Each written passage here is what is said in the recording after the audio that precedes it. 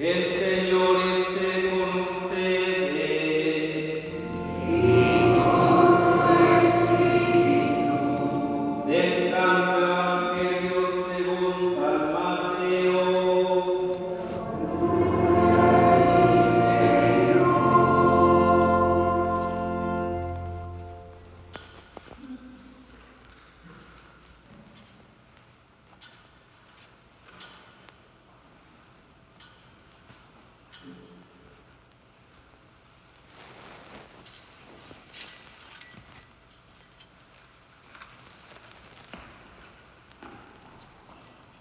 En aquel tiempo, Jesús vio a un hombre llamado Mateo, sentado a su mesa de recaudador de impuestos, y le dijo: sígueme. Él se levantó y lo siguió. Después, cuando estaba en la mesa en casa de Mateo, muchos publicanos y pecadores se sentaron también a comer con Jesús y sus discípulos. Viendo esto, los fariseos preguntaron a los discípulos: ¿por qué su maestro come con publicanos y pecadores? Jesús los oyó y les dijo: no son los sanos los que necesitan de médico, sino los enfermos. Vayan pues y aprendan lo que significa: yo quiero misericordia y no sacrificios. Yo no he venido a llamar a los justos, sino a los pecadores.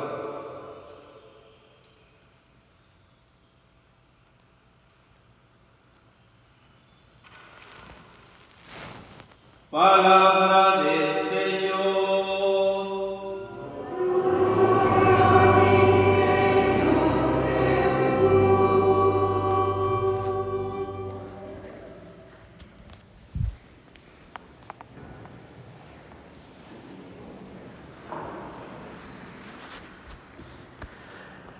Queridos hermanos y hermanas, a lo largo de nuestra vida, esta nos va presentando varias opciones que nosotros en la libertad de hijos de Dios podemos ir tomando, y de acuerdo también a los valores, educación y religiosidad en la que hayamos sido educados, podemos optar de una o de otra manera.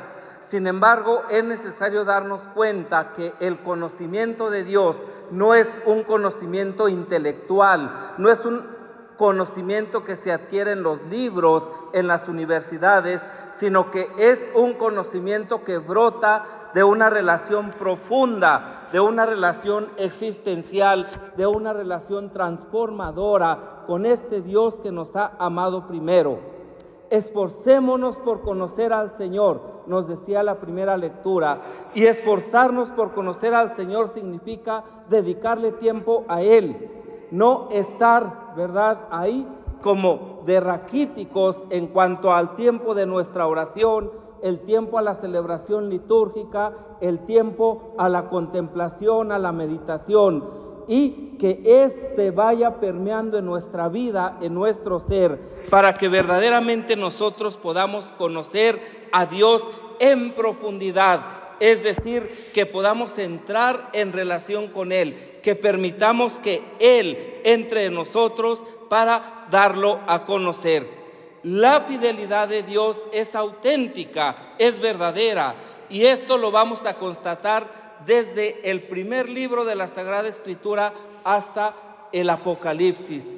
Cómo Dios constantemente va a caminar con su pueblo, jamás lo va a abandonar, a pesar de que el ser humano se quiera alejar de Él. Y por eso, precisamente, Dios exige un conocimiento de Él, ¿sí? Un entrar en relación con Él, y no una vida de ley, no una vida sacrificada. Y claro, el conocerle a Dios, el entrar en relación con Dios, se manifiesta a través de nuestra vida cotidiana.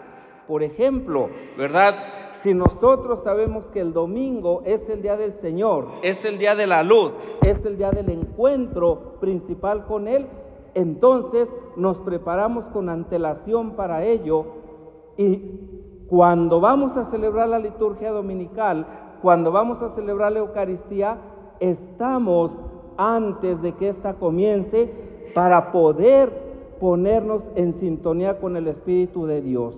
No llegamos corriendo, ¿verdad? O cuando la puerta ya está cerrada y entonces hay que tocar el timbre y entonces hay que hacer que quien esté dentro salga a abrirnos.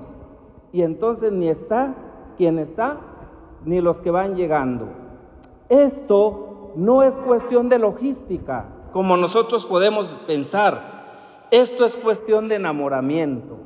Cuando yo me doy cuenta que voy a encontrarme con el amor de mi vida, sí, con el que le da sentido a mi historia, con el que me ha amado primero, con el que me ha salvado, entonces yo acudo presuroso a este encuentro, porque es el encuentro que va a marcar toda mi semana, es el parteaguas, ¿verdad?, de mis labores cotidianas para poder vivir de acuerdo a la voluntad de Dios.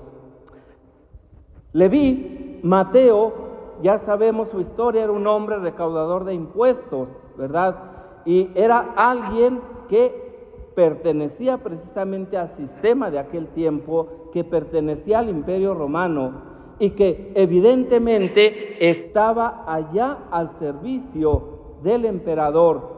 Y sin embargo, Jesús pasa por allá y Jesús le mira, ¿verdad? Y se entrecruzan las miradas. Y ya cuando se da esta experiencia de relación, esta experiencia de miradas, es cuando uno entiende precisamente en qué consiste esta relación profunda. El llamado que Jesús realiza no es solamente a ser discípulos suyos, sino a entrar a formar parte del reino. Y por eso precisamente iniciaba esta reflexión diciendo, no hace falta con acudir a la misa. No es suficiente llegar, ¿verdad?, estar y luego irnos y no hacer de la misa y del evangelio nuestra forma de vida. No, somos discípulos, todos hemos sido llamados, todos hemos sido convocados y todos hemos sido más aún constituidos hijos de Dios desde nuestro bautismo, pero es necesario manifestar ese ser hijos de Dios. Es necesario vivir los valores del reino. Entonces, para que yo sea un verdadero discípulo, es necesario entrar en la dinámica del reino. Para hacer la experiencia del llamado, es necesario estar bien atentos, disponibles, capacitados para responder. Claro, si la persona no atiende el llamado, entonces la voz del que llama puede caer en el vacío. Y si yo, cuando voy a escuchar la palabra de Dios, estoy metido en 1000 cosas, menos atendiendo a lo que Él me dice, entonces esta palabra cae en el vacío. Es necesario estar atentos, disponibles, capacitados en la escucha para luego poder responder. Porque si la persona no atiende al llamado, entonces la voz cae en el vacío. Hoy, en la actualidad, como existen tantos ruidos, tantas voces, tantas llamadas, es necesario distinguir la llamada de Dios. Y de aquí el imperativo, la exigencia de aquietarnos, de llegar a celebrar la Eucaristía y ponernos en paz antes de que ésta comience, de empezar a crear un ambiente, ¿verdad?, de recepción, de introspección, para que esta palabra efectivamente pueda tener su fruto en nosotros. ¿Cómo podemos hacerlo? Haciendo conciencia, ¿sí?, de que poseemos el Espíritu de Dios, el Espíritu del Señor. Y entonces el Espíritu de Dios, el Espíritu del Señor, nos da una quietud, nos da una paz, nos da una armonía que nos hace entrar en el misterio que vamos a celebrar. De tal manera que ya no es solamente un rito vacío, ya no es solamente, ¿verdad?, el cumplir o el cumplimiento con una liturgia, sino que es entrar en esa relación profunda, porque el Espíritu es el que nos va llevando, el Espíritu del Señor. Es el Espíritu el que nos va iluminando, el que nos va dando la pauta, el que nos va ayudando, el que nos va capacitando para escuchar la voz de Dios y luego actuar en consecuencia. ¿Sí? Y claro que ustedes pueden decir, y yo también, pero si Leví estaba ahí en su puesto de trabajo y estaba atento, ¿verdad?, a la cuestión de los impuestos, ya que nadie pues le hiciera trampa, ¿verdad?, ya que todo fuera transparente, ¿cómo iba a escuchar la voz de Dios? Es una pregunta válida, por supuesto que sí, pero siempre cuando una persona ha tenido ya una experiencia de Dios, también en medio de las labores cotidianas va a tener ese sensor, ¿sí?, que va a estar monitoreando el momento en el que el Señor llama, el momento en el que el Señor se hace presente, el momento en que el Señor lanza su voz. Entonces, esto es importante, la atención, ¿verdad?, el no descentrarnos, ¿sí?, de que vivimos en la presencia de Dios de manera actual y actuante. Es decir, siempre vivimos porque el reino de Dios es dinámico, no es un reino pasivo, y la presencia de Dios es un dinamismo, y el Espíritu de Dios nos hace entrar en este dinamismo de relación con Él y nos hace capaces precisamente de vivir una experiencia aún en las labores cotidianas, de vivir en la presencia de Dios. Entonces, atender al llamado implica replantearse las opciones hasta ahora tomadas, implica descentrarse, desinstalarse y dar un salto a la libertad. Puede haber aspectos en la propia vida que nos esclavizan, también el trabajo, y entonces ahí hemos de ver la rectitud, la transparencia, la coherencia con lo que realizamos, ¿sí? Y esta será siempre el indicador de nuestros valores, de nuestra relación con Dios. Pero, en definitiva, cuando se atiende al llamado, las cosas no van igual. Las cosas se transforman. No es lo mismo que yo vaya en el coche con la conciencia de que Dios va conmigo, a ir yo solo y peleando con todo mundo. No es lo mismo. No es lo mismo que yo esté en la oficina, ¿verdad?, lamentándome siempre de tanto trabajo que tengo, sin confiar verdaderamente en las capacidades que Dios me ha dado y sin ponerme a hacer lo que debo, en vez de estarme lamentando, claro. Entonces, el dinamismo del reino nos va dando la pauta precisamente para que podamos ser capaces, ¿sí?, de vivir en esa presencia de Dios sin dejar de hacer lo que nos toca. Seguramente que este fue el proceso de Leví, ¿sí? Después Mateo, porque quizá Mateo fue el nombre que Jesús le impuso a Leví, ¿verdad?, como le cambió el de Pedro, etcétera. Entonces, de aquí se sigue que una persona que es llamada tras la desinstalación, luego ha de cambiar de mentalidad, es decir, ha de convertirse. No es la conversión la que me hace escuchar el llamado, es el llamado quien me hace cambiar de mentalidad, quien me convierte, ¿sí? Por eso es importante escuchar, por eso es importante distinguir la voz de Dios, por eso es importante hacer silencio para poder distinguir esta voz. Entonces, es necesaria la conversión, es una exigencia, un imperativo, es la antítesis para el seguimiento. Una vez que se acepta el llamado, la persona experimenta y pone en práctica otra forma de pensar, ¿sí? Es de vivir y de actuar. Una vez que se ha permitido precisamente la transformación de la mentalidad, entonces viene el seguimiento. Señor, tú me llamaste, yo cambio de vida, ahora sí estoy dispuesto para seguirte. Llévame a donde tú quieras, ¿sí? Quiero formar parte de tu proyecto y tú formas parte del proyecto de mi vida. El seguimiento se convierte en algo esencial. La vida se transforma, se llena de luz, de alegría, de esperanza, como les decía Pablo a los cristianos de Roma en la segunda lectura.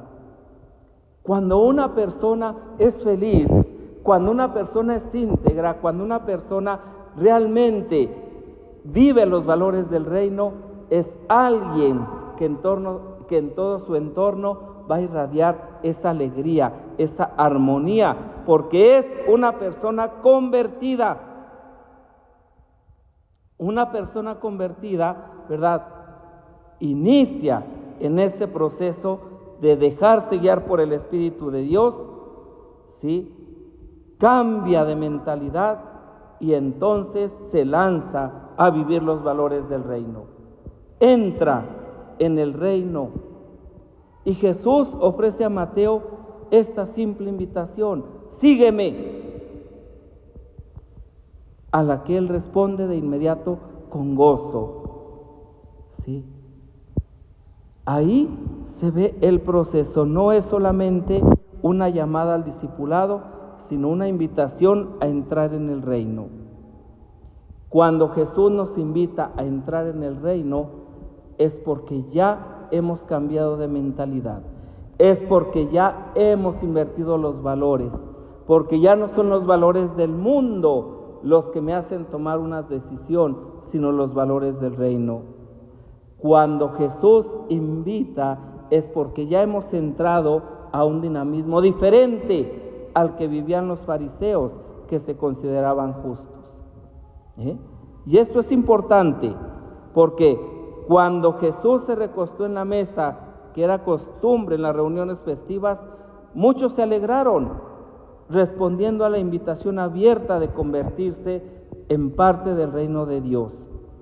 Esta escena, que sigue a la invitación hecha a Mateo de entrar en el reino, tiene resonancias del banquete celebrativo de este reino. Y cuando nosotros celebramos la Eucaristía, cuando participamos del banquete, es porque ya estamos viviendo los valores del reino. No podemos formar parte del banquete, no podemos formar parte de la fiesta si no vivimos los valores del reino. El amor, la justicia, la libertad, la bondad, la santidad, la caridad, la verdad, la honestidad, la vida de comunión, la vida fraterna. Entonces, esto es importante. Entrar en el reino tiene unas resonancias con el banquete celestial. Los fariseos se quedan consternados de que un maestro con gente así, considerado una causa perdida. Jesús responde con 3 ideas. Los que necesitan médico no son los sanos, sino los enfermos. Jesús ha venido a curar. Los que necesitan ser perdonados no son los justos, sino los pecadores. Jesús ha venido a misericordiar, ha venido a perdonar, porque Él es el rostro de la misericordia del Padre. Los que necesitan ser parte del reino no son los justos, sino los pecadores. Y Él no ha venido a llamar a los justos, sino a los pecadores. Vayan y aprendan pues lo que significa misericordia quiero y no sacrificios. Cómo entrar en la dinámica del reino ya no es una vida sacrificada, ya no es una carga con la que no podamos, sino es vivir en una armonía con los valores del reino, donde su sello es la misericordia. Y la misericordia, ¿verdad?, se traduce en el amor fraterno, en la caridad que hemos de vivir unos para con otros. Pidamos al Señor, por la intercesión de la Santísima Virgen María, que nos conceda la gracia de ser sujetos activos del reino. Y que durante toda la vida y principalmente esta semana tengamos siempre presente en nuestra mente y nuestro corazón que la forma de actuar en este mundo ha de manifestar los valores del reino para que el mundo crea que Jesús es el Mesías, el Salvador.